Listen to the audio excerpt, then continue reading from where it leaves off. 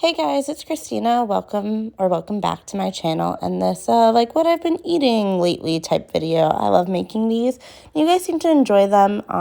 It's just here to provide some delicious plant-based food inspiration for y'all out there if you're feeling stuck with some of your meals or you just are like me and love watching people cook and eat all the time.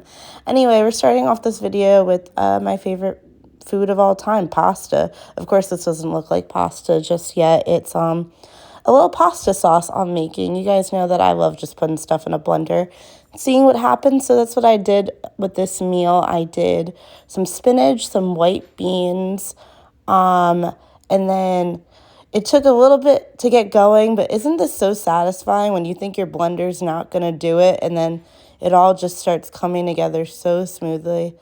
Look at that magic. It's happening right now.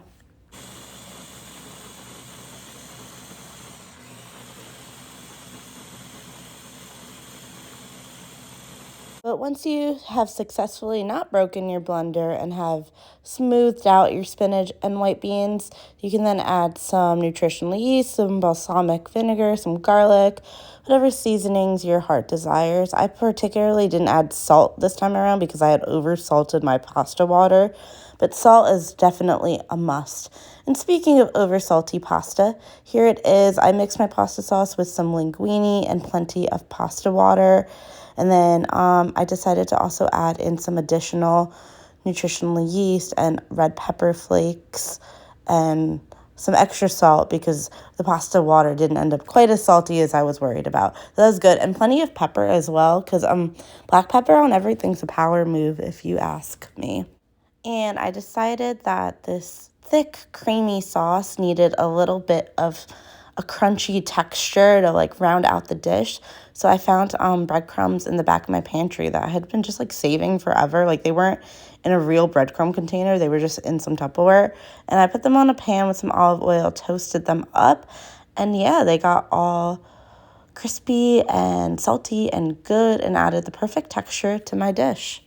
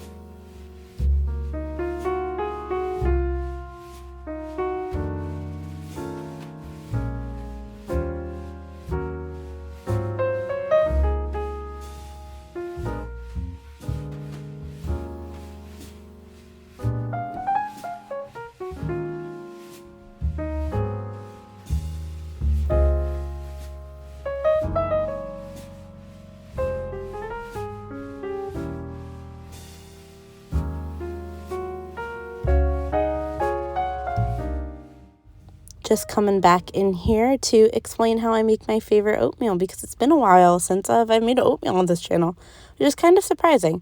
But I start off all my oatmeal with 2/3 cups of rolled oats, because half cup just ain't enough sometimes, and then about 2 tablespoons of chia, 2 tablespoons of flax, and some cinnamon. And then that's how I make all my oatmeal usually. But then today I'm making chocolate oats, so I add in about a heaping tablespoon of cocoa powder. And I find that doing this before I add my milk, it just mixes in much better and gets a much better consistency. So then I add double almond milk that I did oats. If I'm doing overnight oats, I'll usually do a 1-to-1 ratio, but if I'm doing hot oats, I'll usually do 2-to-1 liquid to oats. And then I just add some maple syrup for sweetener, and it's that simple. I top usually with more chocolate chips and blueberries after I heat it up, and it's so tasty. Here's a very fun dinner I had of Impossible nuggets, curly fries, how fun, and a whole bunch of condiments. We got barbecue sauce, ranch, hot sauce, and yeah, this was like a Friday night dinner. So simple, so fun.